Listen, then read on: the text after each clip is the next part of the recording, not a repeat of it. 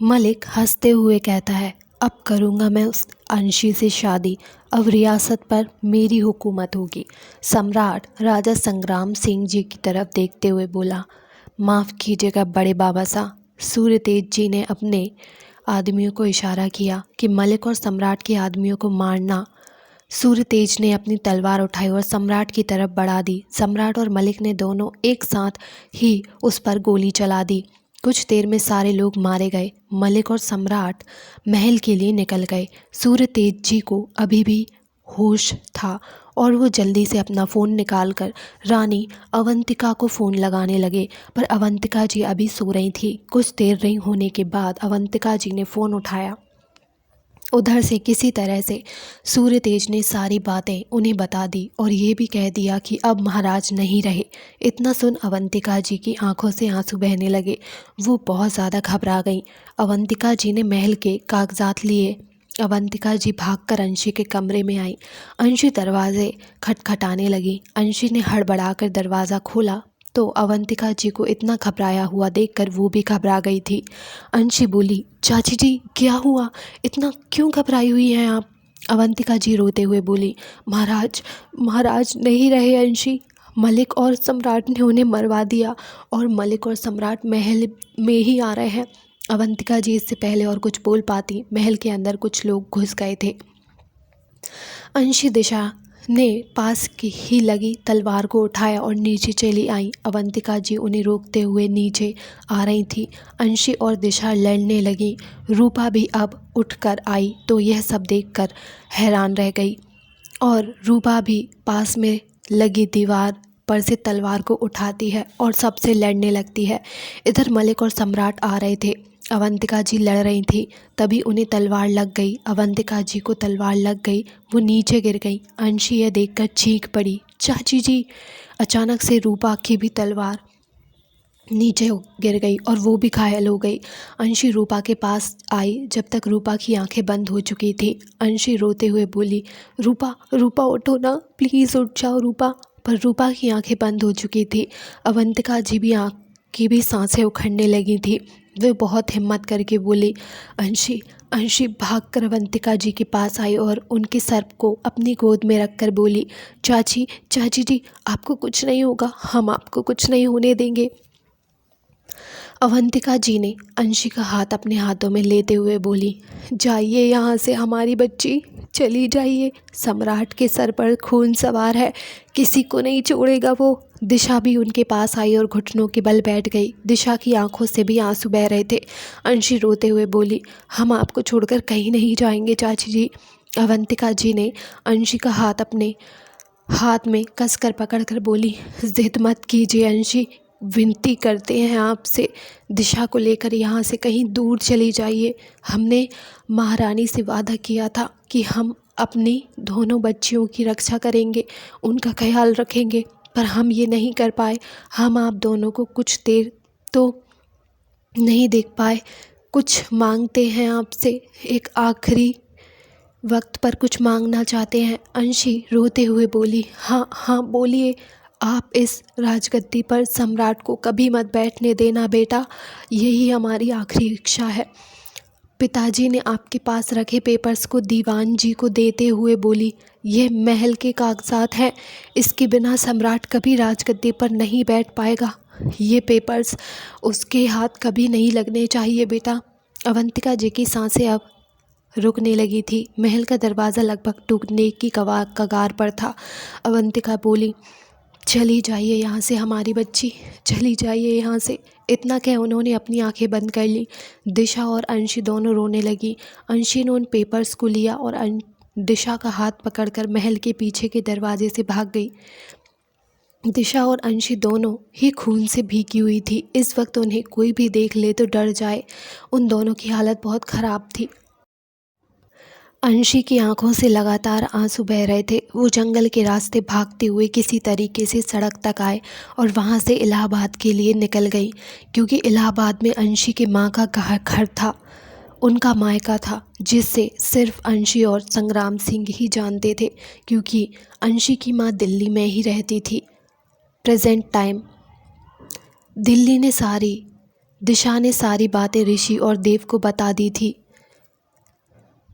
दिशा ने ऋषि और देव को सारी बातें बता दी। तभी अंशी को होश आया। एक नर्स बाहर आई और बोली, सर मैम को होश आ चुका है। इतना सुन अंश जाने लगा तो दिशा रुकते हुए बोली, जीजू। देव पीछे पलटकर दिशा की तरफ देखा तो अंशी बोली, आप प्लीज़ जीजी माँ से इन सब के बारे में कुछ मत पूछिएगा। मैं नहीं चाहती उन कड़वी यादों से जीजी माँ फिर से तकलीफ़ हो उन्हें। देव ने सर हाँ में हिलाया। कुछ देर में तीनों अंदर आए। दिशा अंशी के गले लगे हुए बोली, जीजी माँ आप ठीक तो हो ना? अंशी दिशा का सर सहलाते हुए बोली, हम बिल्कुल ठीक हैं दिशा। दिशा अंशी से दूर हुई। कुछ देर बाद डॉक्टर वहां आए। डॉक्टर ने देव की तरफ देखते हुए बोले, मिस्टर सिंह आप इन्हें घर ले जा सकते हैं। इतना कह दे डॉक्टर वहां से चले गए। ऋषि और दिशा भी वहां से चले गए। देव अंशी की तरफ देखते हुए बोला, घर चले? अंशी धीरे से हाँ में बोली। इतना क्या वो उठने लगी कि उसकी पीठ में दर्द हुआ। अंशी की आह निकल गई। देव ने अंशी को अपनी बाहों में उठा लिया बिना कुछ कहे और बाहर ले जाने लगा। इस बार अंशी देव की तरफ देखते हुए बोली, हम ठीक हैं, हम खुद चल सकते हैं। पर देव ने कोई जवाब नहीं दिया और अंशी को गाड़ी में बिठाकर घर ले गया। कुछ देर बाद सब घर के लिए निकल गए। दिल्ली, देव का घर। देव ने एक गाड़ी बंगले के बाहर रोकी। देव गाड़ी का दरवाज़ा खोलकर अंशी को वहाँ से पकड़कर बाहर निकाला और फिर अपनी बाहों में फिर से उठा लिया और घर के अंदर ले गया। इस बार अंशी ने कुछ नहीं कहा, बस अपनी नज़रें झुकाए सिमटी हुई देव की बाहों में थी। देव अंशी को अपनी बाहों में लेकर ऊपर अपने रूम में जाने लगा। तभी वहाँ पर खड़ा नौकर जो ये सब देख रहा था, हैरानी से एक नौकरानी मीनू से बोला, ये सर किसी ले आए यहाँ पर? आज तक तो इन्हें हमने कभी नहीं देखा। मीनू भी हैरानी से बोली, अरे मुझे क्या पता, मैं भी पहली बार ही देख रही हूँ कि ये लड़की कौन है। इतने में भी दिशा वहाँ आई और बोली, मैं बताती हूँ, ये है अंशी देव प्रताप सिंह। इतना सुन वहाँ खड़ी नौकरानी दिशा को हैरानी से देखने लगी। मीनू दिशा की तरफ देखते हुए बोली, मतलब सर की वाइफ और हमारी मैडम? दिशा मुस्कुराते हुए बोली, हाँ, और मैं हूँ उनकी बहन। मीनू मुस्कुराकर बोली, सर ने शादी कर ली और वो भी इतनी सुंदर मैडम से? मीनू के बात सुनकर दिशा भी मुस्कुरा दी और बोली, अच्छा चलो, मेरा कमरा कहाँ है मुझे दिखा दो। जी दीदी, इतना बोल मीनू दिशा को कमरा दिखाने लगी। ऋषि भी अपने कमरे में फ्रेश होने चला गया। कुछ देर बाद दिशा अंशी के कमरे में खाना लेकर आई। देव अपने कमरे से बाहर आया और नील को फ़ोन करके बोला, नील, मुझे सम्राट सूर्यवंशी के बारे में सब कुछ जानना है। इस वक्त कहाँ है, वो क्या करता है, मुझे सब कुछ ऑल डिटेल चाहिए। नील बोला, जी सर, मैं आपको कल सुबह तक सारी इन्फॉर्मेशन देता हूँ। ओके। इतना कहकर देव ने फ़ोन कट कर दिया। देव अपने कमरे में आया। दिशा देव के तरफ देखते हुए बोली, जीजू आइए खाना खा लीजिए। जीजी माँ ठीक नहीं थी इसलिए मैंने सोचा कि खाना रूम में ही ले आऊँ। देव दिशा की तरफ देखते हुए बोला, तुमने खाना खाया? नहीं जीजू, बस अभी खा ही लूँगी। देव दिशा की तरफ देखते हुए बोला, तुम और ऋषि खाना खा लो, मैं अंशी को खाना खिला दूँगा। ठीक है जीजू। इतना कह दिशा दरवाज़ा बंद करके चली गई। देव अंशी के सामने आकर बैठ गया और चम्मच से खाना खिलाने लगा। अंशी कुछ नहीं बोल रही थी, बस देव के हाथों से खाना खा रही थी। अंशी खाना खाते हुए ही देव से पूछी, आपने खाना खाया? देव ने ना में सिर हिलाया तो अंशी ने देव की तरफ हाथ घुमा लिया और कुछ देर में दोनों खाना खाने लगे। देव ने अंशी को दवाइयाँ दी और अपने हाथों में दवाइयों की ट्यूब लेकर अंशी के सामने बैठ गया। अंशी नज़रें झुकाए हुए बोली, इसे हम खुद कर लेंगे। देव अंशी की तरफ देखते हुए बोला, ठीक है। इतना कह देव ने अंशी को दवाइयों की ट्यूब दे दी और वैसे ही बैठा रहा। अंशी दवाइयाँ लेकर अपने ज़ख्मों पर खुद से लगाने की कोशिश करने लगी तो अंशी का हाथ उसकी पीठ पर नहीं गया, उससे और दर्द होने लगा। ये देखकर देव ने अंशी के हाथों से दवाइयाँ ली और अंशी के थोड़ा और पास बैठ गया। अंशी घबरा गई और अपनी पलकें झुका ली। देव अंशी के अपने पास कर लिया और अब अंशी का सर देव के कंधे पर था। देव ने धीरे से अंशी के बालों को साइड किया और देव के हाथों ने जब अंशी की पीठ को छुआ तो अंशी की आंखें अपने आप ही बंद हो गईं। देव ने अंशी की पीठ पर लगे जख्मों पर दवा लगाई। अंशी को दर्द हुआ लेकिन वह कुछ नहीं बोली। देव के शर्ट को कसकर पकड़ लिया। देव को जब महसूस हुआ कि अंशी को कितना दर्द हो रहा है तो देव ने धीरे से अंशी के ज़ख्मों पर फूंक मारकर दवाई लगाना स्टार्ट कर दिया, जिससे अंशी सिहर गई। देव ने अंशी से दूर हुआ। अंशी ने अपनी नज़रें झुका ली। देव ने अंशी को धीरे से बिस्तर पर लेटा दिया और कंबल उड़ाकर सोफे पर आकर बैठ गया और लैपटॉप पर काम करने लगा। अंशी एक टक देव को देख रही थी। देव लैपटॉप पर काम करते हुए बिना अंशी की तरफ देखते हुए बोला, अगर ऐसे ही देखती रहोगी तो मैं काम नहीं कर पाऊँगा। सो जाओ, आराम करो। अंशी देव की बातें सुन अपनी नज़रें चुराते हुए बोली, हम कहाँ आपको देख रहे हैं। देव अंशी की तरफ देखकर मुस्कुराया, इतना घबराओ मत, तुम मुझे देख सकती हो। आखिर हक है तुम्हारा, पति हूँ तुम्हारा। इतना सुन अंशी बोली, हम आपको देख रहे थे।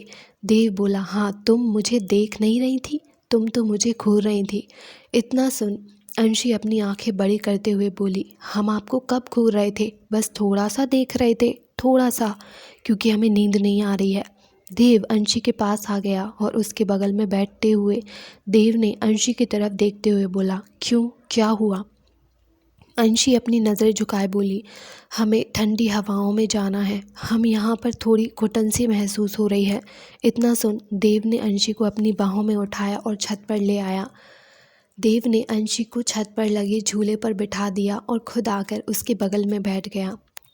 अंशी को ठंडी हवाओं में अब बहुत अच्छा महसूस हो रहा था। अंशी आंखें बंद किए हुए हवाओं को महसूस कर रही थी और देव अंशी के चेहरे की तरफ देख रहा था। इधर दिशा अपने कमरे की खिड़की से बाहर झांक रही थी। ऋषि को भी नींद नहीं आ रही थी। ऋषि बाहर आ गया। ऋषि ने दिशा के कमरे के दरवाजे को खुला देखा तो दिशा के कमरे में आ गया। दिशा खामोशी से खड़ी खिड़की के बाहर झांक रही थी। ऋषि दिशा के बगल में खड़े होते हुए बोला, अभी तक सोई क्यों नहीं तुम। दिशा खिड़की के बाहर वैसे ही देखते हुए बोली, नींद नहीं आ रही थी मुझे। इतना कह दिशा ऋषि की तरफ पलट कर बोली, और तुम यहाँ क्या कर रहे हो, तुम्हें भी नींद नहीं आ रही है क्या। वैसे तुम काफ़ी अच्छी लड़ लेती हो। हाँ, मैंने बताया था तुम्हें जीजी माँ को, और मुझे हमारी मामा जी ने ये सब कुछ सिखाया था, तलवारबाजी, लड़ना। वैसे आज जीजू को जीजी माँ की इतनी फ़िक्र करके देखकर मुझे बहुत अच्छा लगा। वैसे जीजू काफ़ी अच्छे हैं और इसलिए तो जीजू मेरे फेवरेट है। इतना सुन ऋषि दीवार से टक्कर अपने दोनों हाथ बांधकर दिशा की तरफ देखते हुए बोला, और मैं तुम्हें कैसा लगता हूँ। हाँ, दिशा सामने देखते हुए बोली, कॉकरोच। इतना सुन ऋषि दीवार से थोड़ा आगे आ गया और दिशा की तरफ हैरानी से देखते हुए बोला, कॉकरोच, मैं तुम्हें कॉकरोच ऐसा लगता हूँ। तुम्हें नहीं पसंद हूँ तो इंसान तो कह सकती हो ना। ऋषि इससे पहले कुछ और बोल पाता, दिशा कस के ऋषि के गले लग जाती है और आंखें बंद कर लेती है। इस वक्त ऋषि के दिल में तितलियाँ उड़ रही थी और वो हैरानी से खड़ा था। दिशा के ऋषि को वैसे ही पकड़े आंखें बंद किए हुए बोली, कॉकरोच, वहाँ कॉकरोच है। ऋषि ने देखा तो वहाँ सच में एक छोटा सा कॉकरोच था। ऋषि दिशा को डराते हुए बोला, हाँ, सच में बहुत बड़ा कॉकरोच है और इधर ही आ रहा है तुम्हारी तरफ। दिशा और ज़्यादा डर गई और घबरा कर बोली, प्लीज़ प्लीज़ इसे भगाओ, मुझे बहुत डर लगता है कॉकरोच से। ऋषि वैसे ही खड़े मुस्कुराते हुए बोला, तुम तो इतने हट्टे कट्टे गुंडों से लड़ लेती हो तो तुम्हें एक छोटे से कॉकरोच से डर लग रहा है।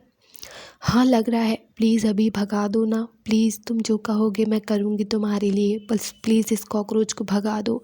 कॉकरोच तो कब का वहाँ से जा चुका था। दिशा पहली बार आकर ऋषि के गले लगी थी, इसलिए ऋषि दिशा को खुद से दूर नहीं करना चाहता था। ऋषि ने चाह कर भी बोला, कॉकरोच जा चुका है। इतना सुन दिशा ने अपनी आंखें धीरे से खोली और ऋषि से अलग हो गई। दिशा ऋषि की तरफ देखते हुए बोली, थैंक यू, तुमने कॉकरोच से मुझे बचाया। ऋषि दिशा की तरफ देखते हुए बोला, काश ये कॉकरोच रोज जाता और तुम मेरे ऐसे ही गले लगती। जी जी सर, इसी की तरह रानी से देखते हुए बोली, तुमने कुछ कहा?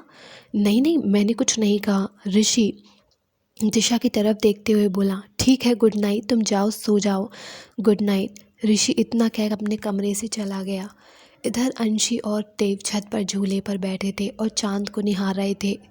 तभी कुछ दूरी पर चल रहे गाने की आवाज़ उन दोनों के कानों में सुनाई दी। धागे तोड़ लाऊं चांदनी से नूर के। सुबह का वक्त, दिल्ली, देव का घर। अंशी सुबह उठकर रेडी हो चुकी थी, पूजा कर किचन में जाने लगी कि तभी वहाँ मीनू आई। मीनू अंशी की तरफ देखते हुए बोली, मैडम आपको कुछ चाहिए क्या? नहीं, बस पानी पीना था, अंशी ने कहा। मीनू बोली, मैडम आप चलकर बैठिए, मैं पानी लेकर आती हूँ। ठीक है। इतना कह अंशी आकर डाइनिंग टेबल के पास बैठ गई। मीनू पानी लाई और पानी अंशी को देते हुए बोली, मैडम पानी। अंशी पानी ले पानी पीने लगी। मीनू अभी भी वैसे ही खड़ी थी। अंशी उठकर किचन की तरफ जाने लगी तो मीनू बोली, मैडम क्या हुआ? मैडम आप कहाँ जा रही हैं? इस बार अंशी मीनू की तरफ देखते हुए बोली, क्या हुआ? आप बार बार ऐसे क्यों पूछ रही हैं?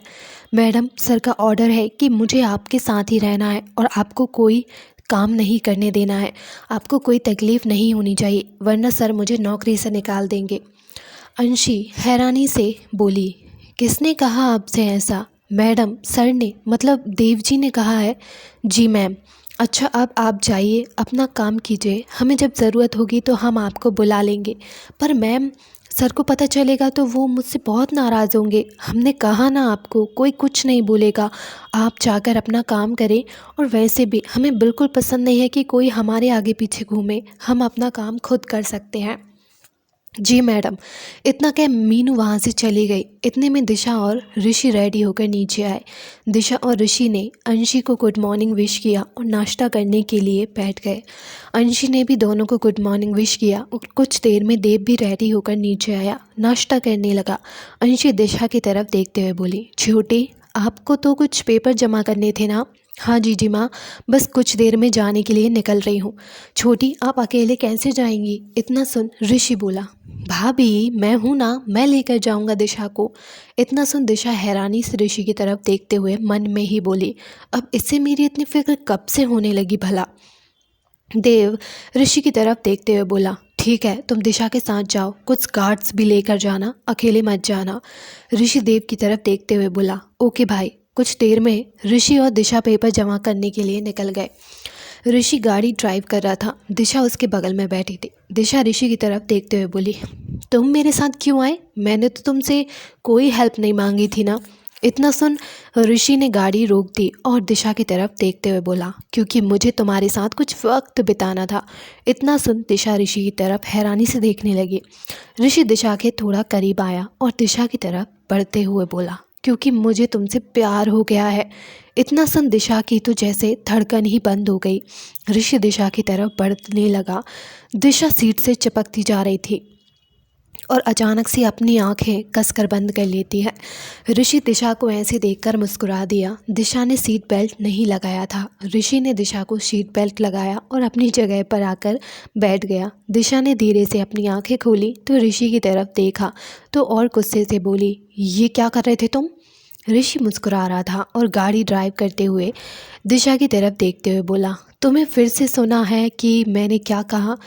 तुम्हें फिर से सुनना है कि मैंने क्या कहा? इतना सुन दिशा गुस्से से ऋषि की तरफ देखने लगी। तू? ऋषि हंसने लगा और बोला, तुम्हें क्या लगता है मैं ये सब बोलूँगा तुम्हें? सिली गर्ल, गलत मत सोचो। तुम भूल गई हो, मैं तुम्हें याद दिला दूँ, हम दोनों यहाँ पर भाई और भाभी को मिलाने आए हैं। इतना सुन दिशा का मन किया कि ऋषि का सर फोड़ दे और गुस्से में खिड़की से बाहर झांकने लगी। देव का घर। ऋषि अंशी ने देखा काफ़ी देर हो चुकी है पर अभी तक देव ऑफिस नहीं गया था। देव अपने कमरे में आया और सोफे पर बैठकर लैपटॉप पर काम किए जा रहा था। कुछ देर बाद अंशी रूम में आई। अंशी ने देखा देव फ़ोन पर किसी से बात कर रहा है। सारी मीटिंग कैंसिल कर दो और बाकी के काम घर से ही करूँगा। जी सर, उधर से किसी ने कहा और देव ने फ़ोन कट कर दिया। अंशी देव की तरफ देखते हुए बोली, आपने मीटिंग क्यों कैंसिल की? देव ने एक नज़र अंशी को देखा और फिर लैपटॉप पर काम करते हुए बोला, तुम्हारी वजह से। इतना सुन अंशी हैरानी से बोली, हमारी वजह से? पर हमने कब कहा कि आप हमारी वजह से मीटिंग कैंसिल कर दें? हाँ, तुमने नहीं कहा, पर मैंने माँ को प्रॉमिस किया था कि तुम दोनों को ख्याल रखूँगा, और इस वक्त ऋषि और दिशा घर पर नहीं है तो मैं तुम्हें अकेला नहीं छोड़ सकता, इसलिए मैंने अपनी सारी मीटिंग्स कैंसिल कर दी। अंशी बोली, पर आज आप जा सकते हैं, हम अपना ख्याल खुद रख सकते हैं। इतना सुन देव अंशी की तरफ देखते हुए बोला, क्यों, मेरे घर पर रहने से तुम्हें अच्छा नहीं लगेगा क्या? इतना सुन अंशी बोली, नहीं नहीं, हमारे कहने का वो मतलब नहीं था। देव कुछ नहीं बोला और अपने कामों में लग गया। अंशी भी नीचे चली आई। दोपहर के 1 बज रहे थे, पर देव अपने कामों में बिजी था। अंशी ने घड़ी में टाइम देखा, 1 बज रहे हैं। अंशी मीनू की तरफ देखते हुए बोली, मीनू जाओ सर को बोलो खाना खा ले। जी मैडम। इतना बोल मीनू देव के कमरे में गई। देव कमरे में बैठा लैपटॉप पर काम कर रहा था। मीनू ने धीरे से दरवाज़ा नॉक किया, डरते हुए बोली, जी सर, मैडम ने खाना खाने के लिए बुलाया है। देव वैसे ही लैपटॉप पर काम करते हुए बोला, अंशी से बोलो कि खाना खा ले और उसे दवाइयाँ खिला देना, मुझे बहुत ज़रूरी काम है, मैं कुछ वक्त बाद खाना खाऊंगा। और हाँ, मेरे लिए कॉफ़ी भिजवा देना। जी सर। इतना बोल मीनू वहाँ से चली गई। मीनू नीचे आई तो अंशी मीनू की तरफ देखते हुए बोली, क्या हुआ? मैम, सर ने बोला है कि आप खाना खा लीजिए, उन्हें कुछ काम है और कुछ वक्त बाद खाना खाएंगे। इतना कह मीनू अंशी की तरफ देखते हुए बोली, मैम, मैं खाना निकाल दूँ? नहीं, रहने दो, जब वो आएंगे तब हम उनके साथ ही खाना खा लेंगे। पर मैडम, आपकी दवाई हम बाद में खा लेंगे, आप जाइए। इतना सुन मीनू वहाँ से चली गई। मीनू कॉफ़ी लेकर कुछ देर बाद देव के कमरे में आई। देव ने भी काम कर रहा था। मीनू टेबल पर कॉफ़ी रखते हुए बोली, सर कॉफ़ी। मीनू खड़े होकर देव की तरफ देखते हुए बोली, सर। देव लैपटॉप पर काम करते हुए बोला, हाँ बोलो, क्या बात है? सर, मैडम ने ना ही कब खाना खाया है और ना ही दवाइयाँ ली हैं, उन्होंने कहा है कि वो आपके साथ ही खाना खाएंगी। इतना सुन देव ने गुस्से से मीनू की तरफ देखा तो मीनू नज़रें झुकाकर बोली, सर, मैंने कहा था मैडम खाना खा लीजिए, पर मैडम नहीं मान रही हैं। इतना सुन देव बोला, ठीक है, चलो मैं आता हूँ। मीनू वहाँ से नीचे आ गई। कुछ देर बाद देव नीचे आया तो अंशी डाइनिंग टेबल के पास कुर्सी पर बैठी हुई थी। देव गुस्से में अंशी की तरफ देखते बोला, तुमने खाना क्यों नहीं खाया? आप आ गए, बैठिए और खाना खाइए। मैंने तुमसे पूछा तुमने खाना क्यों नहीं खाया अंशी? अरे आप पहले बैठिए। इतना कह अंशी ने देव का हाथ पकड़कर कुर्सी पर बैठाया। अंशी प्लेट में खाना निकालते हुए बोली, क्या लेंगे आप? आज हमने अपना आपका फेवरेट खाना बनवाया है। इतना सुन देव ने जब डाइनिंग टेबल पर देखा तो सब देव की पसंद का था। गाजर का हलवा, खीर, पनीर की सब्जी और बहुत कुछ। अंशी खाना निकाल कर देव की तरफ देखते हुए बोली, खाइए ना। देव अंशी की तरफ देखते हुए बोला, तुमने अभी तक खाना क्यों नहीं खाया था और दवाइयाँ भी नहीं ली? अंशी धीरे से बोली, कितनी ज़िद्दी हैं ये, इतनी ट्रेन तो यहीं पर अटकी है कि खाना क्यों नहीं खाया, खाना क्यों नहीं खाया, खुद से नहीं सोच सकते, इन्हीं का इंतज़ार कर रहे थे। देव ने जब अंशी को खुद से बड़बड़ाता देखा तो बोला, क्या हुआ, कुछ बोलोगी तुम? इतना सुन देव की तरफ देखते हुए बोली, हाँ, वो हमें अकेले खाने की आदत नहीं है इसलिए। देव अंशी की तरफ देखते हुए बोला, थोड़े गुस्से से, तुम्हें दवाइयाँ लेनी थी, अब चलो चुपचाप खाना खाओ।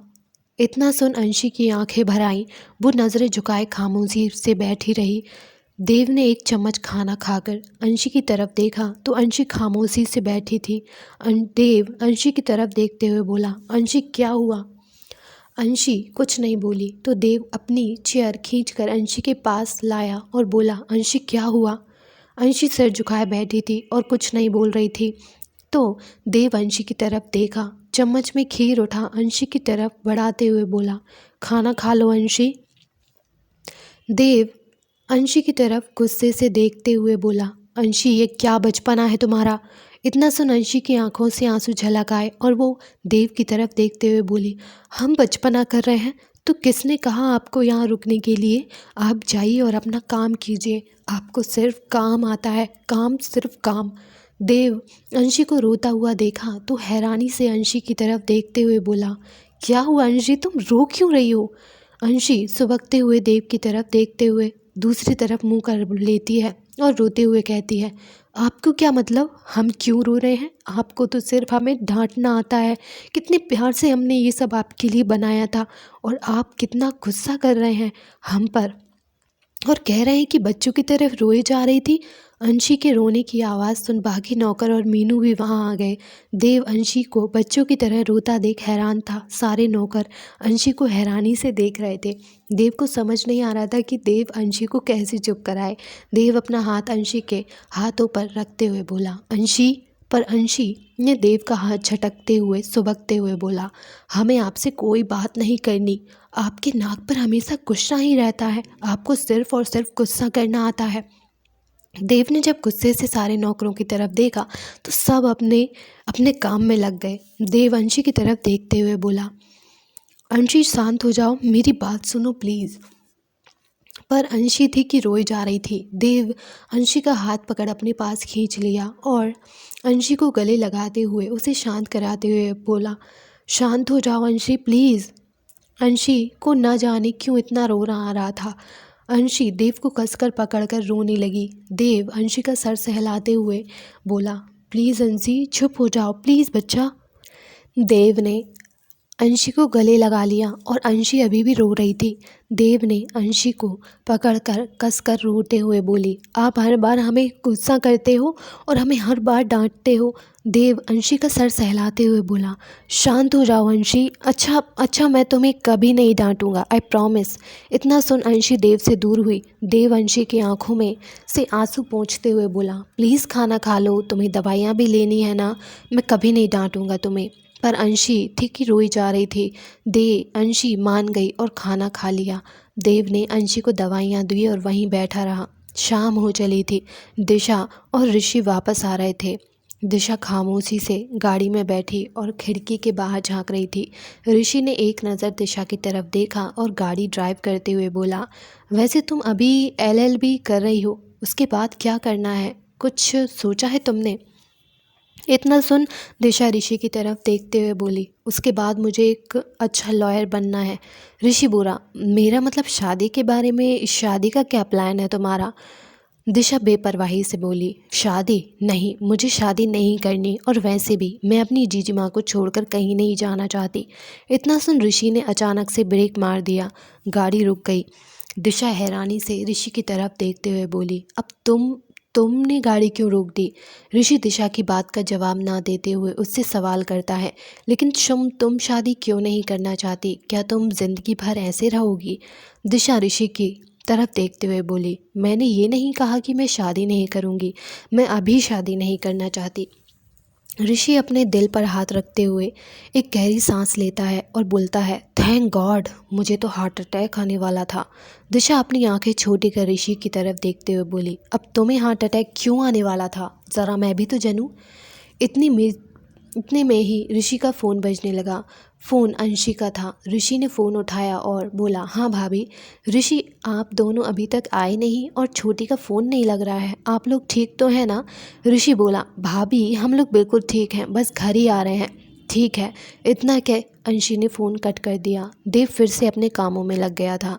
अंशी पास के गार्डन में टहलने चली गई।